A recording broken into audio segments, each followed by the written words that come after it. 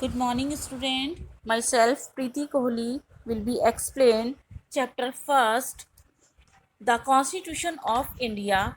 Today, we will take our topic Constituent Assembly. Now we discuss it. The Constituent Assembly was given momentous task of framing the Constitution of India. It had its first sitting on 9 December 1946। जब हमारी संवैधानिक सभा थी उसके लिए एक यादगार कार्य था भारत के संविधान को फ्रेम करना, और इसकी पहली बैठक 9 दिसंबर 1946 को हुई थी। The framers of India constitution were very aware of the social, economic and cultural diversity of India.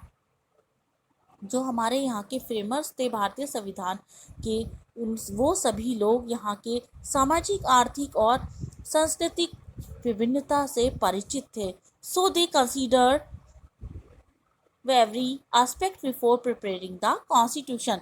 इसलिए उन्होंने हर एक एस्पेक्ट को इस संविधान को तैयार करने में हर एक एस्पेक्ट को उन्होंने कंसीडर किया या उसको विचार किया। During the first sitting of Constituent Assembly, Pandit Jawaharlal Nehru moved the historic object resolution, which stated the Constituent Assembly declare its firm and solemn resolve to proclaim India as an independent, sovereign republic and to draw up a constitution for her future governance।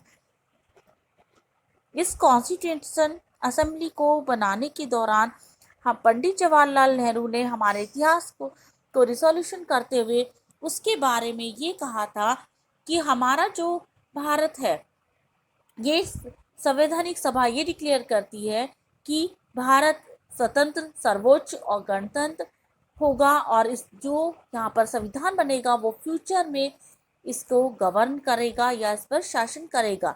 The total number of members of the Constituent Assembly were 389, that were reduced to 308 due to the partition of India in 1947।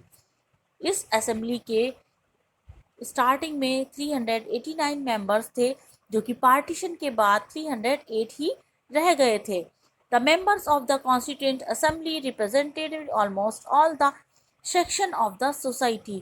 जो इसके constitution assembly के जिन्होंने represent किया, उन्होंने हर एक section को या हर society के हर सेक्शन को रिप्रेजेंट करने की कोशिश की है।